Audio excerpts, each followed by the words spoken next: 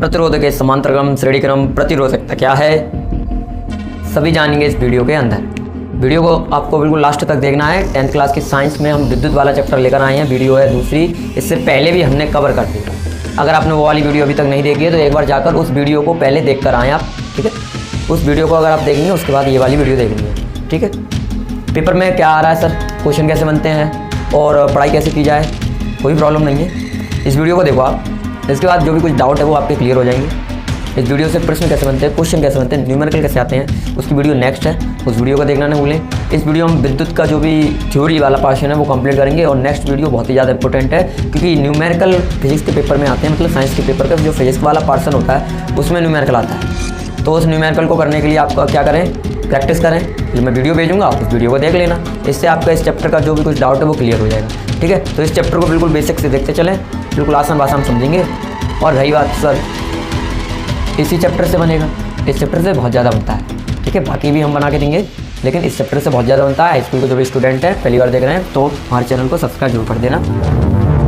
जान लेते हैं आज के टॉपिक में क्या है, विद्युत प्रतिरोधकता। तो भाई विद्युत प्रतिरोधकता देखो क्या होता है।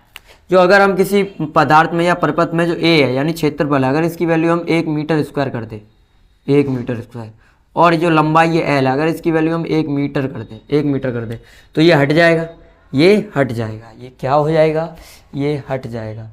अब ये हटेगा तो क्या होगा, रो है वो आर के बराबर हो जाएगा। रो किसके बराबर हो जाएगा, आर के बराबर। इनकी जो प्रतिरोध है, जो प्रतिरोध है वही क्या कहला रहा है, प्रतिरोध ही आपका विद्युत प्रतिरोधकता कहलाता है। प्रतिरोध ही आपका विद्युत प्रतिरोधकता कहलाता है। तो यहाँ ये लिखा है किसी पदार्थ की लंबाई 1 मीटर, ठीक है, 1 मीटर हो रही है लंबाई, तथा अनुप्रस्थ काट का क्षेत्रफल 1 मीटर स्क्वायर, यानी अनुप्रस्थ काट का क्षेत्रफल 1 मीटर स्क्वायर हो तो उसका प्रतिरोध ही क्या कहलाएगा, उस पदार्थ की प्रतिरोधकता कहलाता है या कहलाती है, ठीक है। तो इसे हम रो से व्यक्त करते हैं, यानी कि रो आर के बराबर कब है, जब ए और एल की वैल्यू कितनी हो जाए, 1 हो जाए। ए और एल की वैल्यू कितनी हो जाए, 1 हो जाए, ठीक है। तो आप निकालते हैं। अब इसका मात्रक की बात करें तो इसका मात्रक क्या निकल कर आता है, तो मात्रक भी जान लें इसका। तो अगर हम रो देखिए इसका निकाल के चलते हैं, ये हो गया ओम, आर का हो गया ओम, ए मीटर स्क्वायर अपॉन में लंबाई का मीटर, कट कर देंगे क्या आ जाएगा, कट कर देंगे क्या आ जाएगा, ओम मीटर आ जाएगा। क्या आ जाएगा, ओम मीटर। तो इसका मात्रक क्या होता है, ओम मीटर होता है। ये हमारी विद्युत प्रतिरोधकता होती है। न्यूमेरिकल इससे आते हैं, न्यूमेरिकल पढ़ना ना भूलें, ठीक है। आंकिक प्रश्न जिसे आप बोलते हैं, सवाल।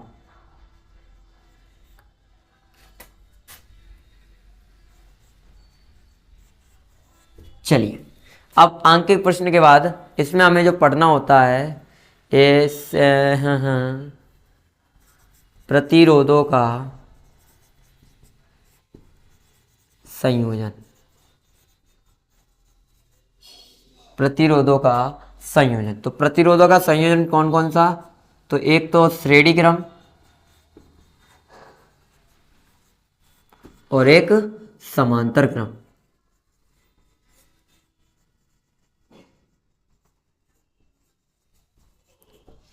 ठीक है, श्रेणी क्रम सीरीज में, समांतर पैरेलल में हमें पढ़ना है, बहुत ही इंपॉर्टेंट होते हैं, न्यूमेरिकल के लिए बहुत ज़्यादा इंपॉर्टेंट होते हैं। तो पहले हम क्या करेंगे, इसके प्रोसेस को समझेंगे। ये फॉर्मूला बनता कैसे है इसका, तो फॉर्मूला बनता कैसे वो जान लेंगे, और उसके बाद फॉर्मूला अगर बनना जान गए तो इसके न्यूमेरिकल करना आपको ईजी लगेगा, ठीक है। तो इसको हम चलते हैं भाई, क्या पढ़ने चाहते हैं अब, श्रेणी क्रम संयोजन। तो श्रेणी क्रम संयोजन को देखते हैं, फॉर्मूला कैसे बनता है। तो देखिए श्रेणी क्रम संयोजन क्या है, तो देखिए इसमें हमने आप 3 नहीं, 4 नहीं, 4 नहीं, 5 नहीं, 5 नहीं, 6 जितने चाहें आप उतने ही प्रतिरोध ले सकते हैं।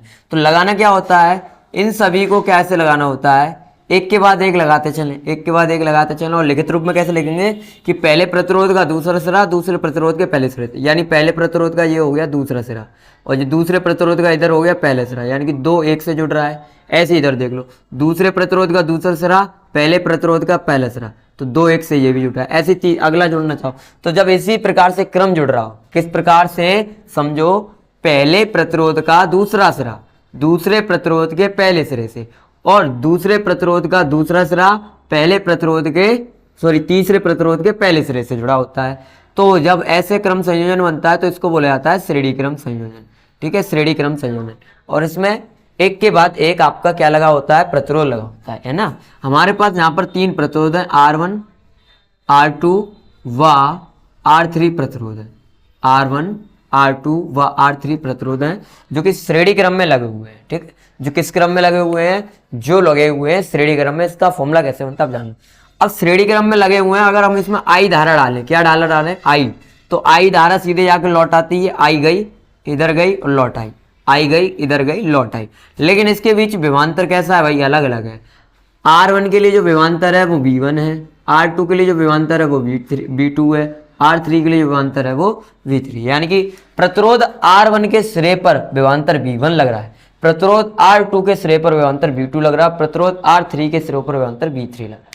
ये बात आप देख सकते हैं, समझ में आ गया होगा आपको। ठीक है, आपने ये जान लिया होगा। अब चलते हैं नेक्स्ट, क्या कहना चाहता है भाई। तो देखिए, अब ओम का नियम का पालन करें, इसमें धारा ही तो समान है। क्या है भाई, धारा समान है। तो हम जानते हैं V बराबर क्या होता है, IR1, IR होता है, V बराबर क्या होता है, IR। तो यहाँ पर हम V1 की वैल्यू निकालेंगे तो V1 की क्या निकलेगी, I कॉमन है, धारा की और प्रतिरोध क्या है, R1 है। ठीक है, V2 की निकालेंगे तो क्या निकले, I कॉमन है, प्रतिरोध क्या है, R2 है। और V3 की निकालेंगे, V3 बराबर धारा क्या है, I और प्रतिरोध क्या हो जाएगा, R3। यानी कि ये आपके V1 V2 V3, V1 V2 V3 ये सब किससे आ रहे हैं, इस बैटरी से आ रहे हैं, इस वोल्टता से तो आ रहे हैं। तो ये सब V के बराबर होंगे, यानी कि V1 V2 V3 किसके बराबर होंगे, V के बराबर होंगे। V बराबर V1 plus V2 plus V3। अगर आपने जितने लिए हैं उसके अकॉर्डिंग चल देना।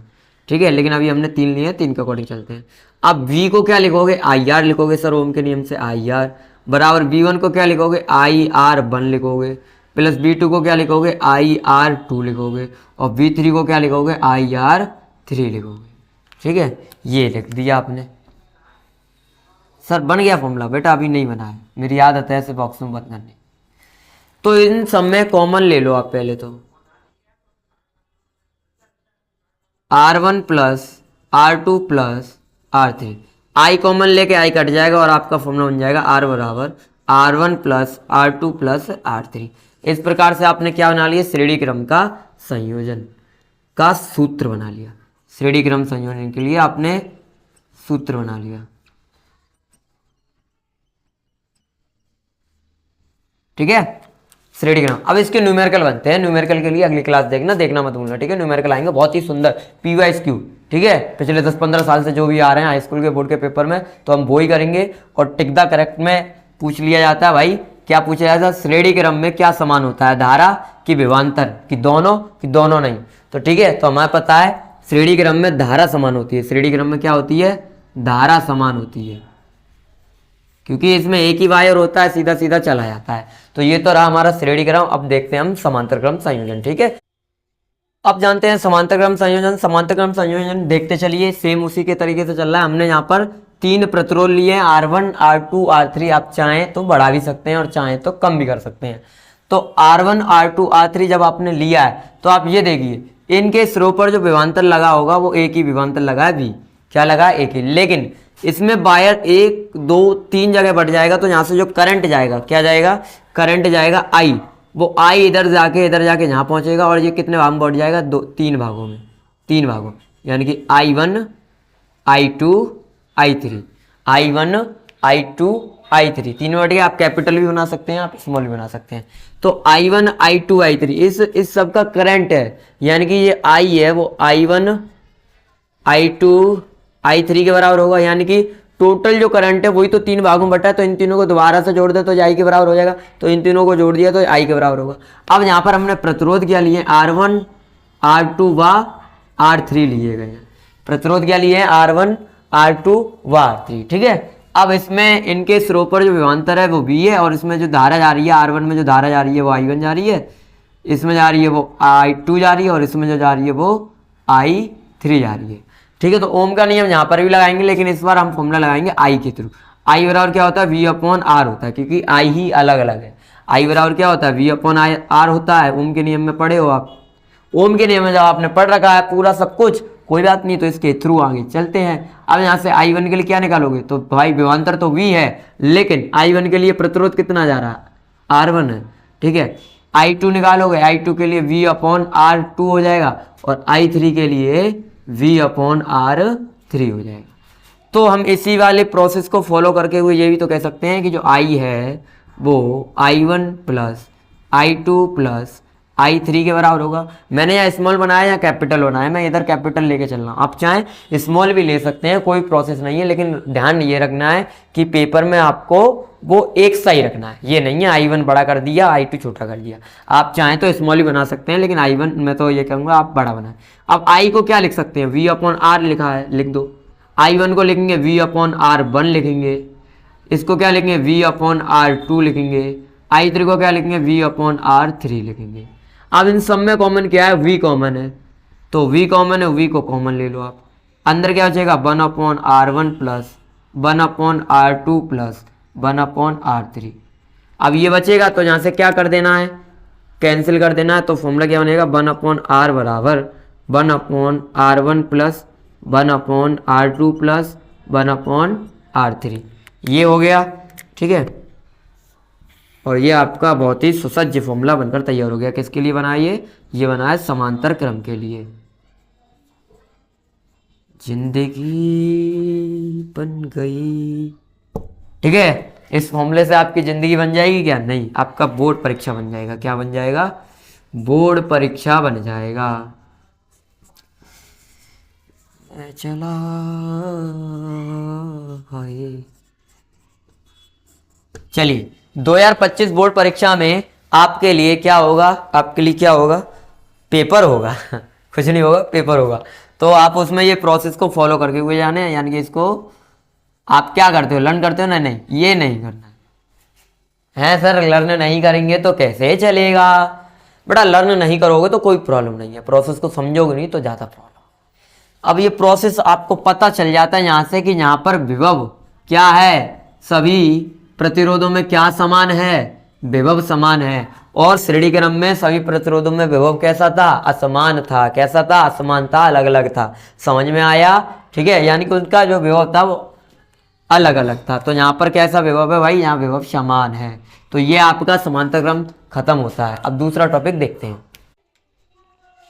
तो देख लेते हैं आप विद्युत ऊर्जा, है ना। जैसे आपके अंदर पढ़ने की ऊर्जा है, वैसे ही परपथ में ऊर्जा होती है, उसकी इलेक्ट्रिक एनर्जी होती है। तो जान लेते हैं उसकी ऊर्जा क्या होती है। तो विद्युत ऊर्जा, अगर आप मान लो किसी परपथ में अगर आप जो आवेश ला रहे हो, जो किसी परपथ में क्या कर रहे हो भाई, आवेश ला रहे हो, इसमें आवेश आप लेकर आए, तो जो आवेश ला रहे हो तो आपको जितनी एनर्जी आपको खर्च करनी पड़ी है, यानी कि जितनी की ऊर्जा आपको खर्च करनी पड़ी है, वही ऊर्जा आपकी विद्युत ऊर्जा कहलाती है। किसी विद्युत परपथ में आवेश को लाने में जो ऊर्जा खर्च होती है, जो ऊर्जा व्यय होती है, व्यय मीन्स होता है खर्च करना, जो ऊर्जा खर्च होती है वो ऊर्जा क्या कहलाती है, वह ऊर्जा विद्युत ऊर्जा कहलाती है। क्या कहलाती है, विद्युत ऊर्जा कहलाती है। और इसे हम W से व्यक्त करते हैं, ठीक है, W यानी बल। तो इसका जो फॉर्मूला बनता है वो बनता है W बराबर V इंटू क्यू। क्या बनता है, W बराबर V इंटू क्यू। W हो गया कार्य, V हो गया विभवांतर और Q हो गया आवेश। अब हम जानते हैं, हमने स्टार्टिंग पढ़ा था Q बराबर क्या होता है, IT। क्या होता है, Q बराबर IT। कैसे, Q I बराबर हमने क्या पढ़ा है, Q/T, और यहाँ से Q की वैल्यू निकाल लेंगे तो क्या हो जाएगा, IT हो जाएगा। तो आप Q की जगह यहाँ रख दीजिए IT। तो W बराबर क्या फॉर्मूला बनेगा, W बराबर बनेगा VIT, ठीक है, VIT। अब आप इसको और भी ज़्यादा एक्सचेंज कर सकते हैं। V को आप क्या लिख सकते हैं, IR। V को क्या लिख सकते हैं, IR। तो IR इंटू में IT, तो इसको इन दोनों I और I क्या हो जाएगा, तो ये हो जाएगा I²RT, ठीक है। एक फॉर्मूला ये हो गया। और अगला क्या कर सकते हैं आप, अगला क्या कर सकते हैं, अगला अगर आप देखो, एक हो गया विभव और धारा में, एक हो गया धारा और प्रतिरोध में, तो एक किस में आएगा, विभव और प्रतिरोध में। तो यहाँ से I को हटा दो, किसको हटा दो, I को। तो I को हटाएंगे तो क्या लिखेंगे, I को लिखते हैं हम I बराबर V/R। तो I को हटा के क्या लिखेंगे, V/R। तो I को हटाइए V/R, और इसका क्या हो रहा है, स्क्वायर। इनटू में क्या चल रहा है, R और T। तो यहाँ से स्क्वायर हट के यहाँ से ये कट जाएगा, तो V²/R बचेगा। क्या बचेगा, W बराबर V²/R इंटू में T। तो यही क्या हो गया, यही हो गया है आपका विद्युत ऊर्जा होगी।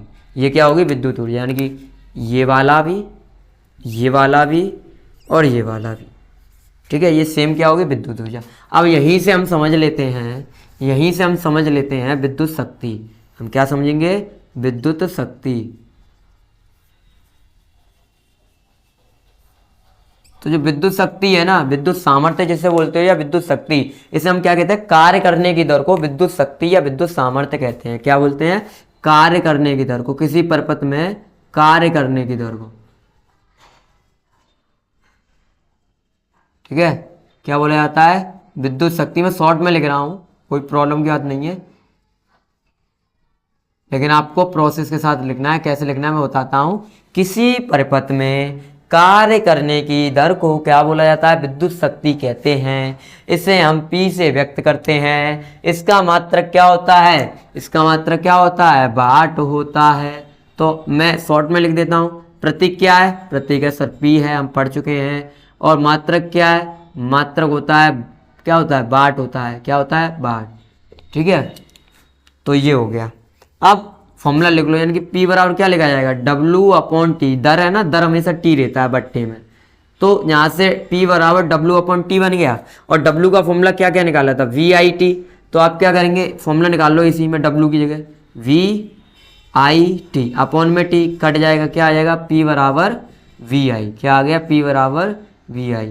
अब यहाँ से एक और निकाल लो, W का एक और फॉर्मूला होता है, क्या होता है, I स्क्वायर R और ये T अपॉन में T। ठीक है, अपॉन में T चल रहा है और W का फॉर्मूला ये लिख दिया, तो T से T यहाँ कट जाएगा। तो अब क्या बचेगा, P R I स्क्वायर और ये R, एक बन गया यहाँ से। अगला देखो, P बराबर एक, W का फॉर्मूला ये भी तो होता है प्यारे बच्चों, तो इसको भी रख दो, है ना, एक फॉर्मूला ये भी है, तो इसको भी इसमें डाल देंगे। तो क्या करना है, तो V स्क्वायर अपॉन में R इंटू में T, और अपॉन में क्या चल रहा है, अपॉन में चल रहा है T, फिर T से T कट जाएगा, यानी कि फिर P बराबर फॉर्मूला क्या बनेगा, V स्क्वायर अपॉन R बनेगा।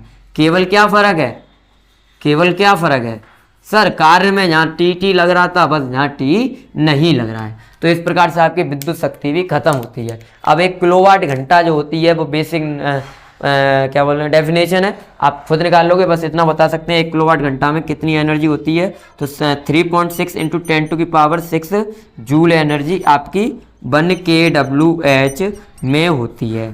ठीक है, आती कैसे ये, आती कैसे ये, आती कैसे ये भी देख लेते हैं। तो देखिए आती कैसे, जगह है नहीं है, तो आती देखो जैसे करके है, किलो में होते हैं 10⁻, मतलब ये कर दो 1000। ठीक है, और आवर की बात करता है, 1 किलोवाट घंटा की निकालते हैं, तो घंटे में कितने सेकंड होते हैं, तो सेकंड में निकालने के लिए क्या करते हैं, 60 × 60।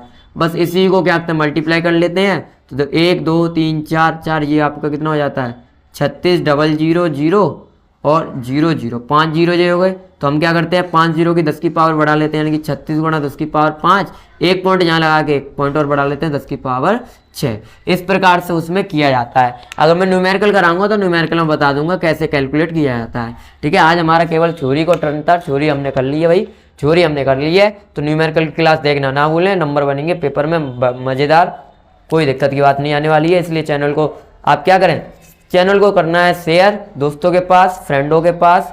ठीक है, और अब बोर्ड परीक्षा की तैयारी हमें साइंस के लिए अच्छी करनी है, लेकिन हिंदी का पेपर है तो हिंदी के पेपर की तैयारी भी आप अपने अकॉर्डिंग करते रहें।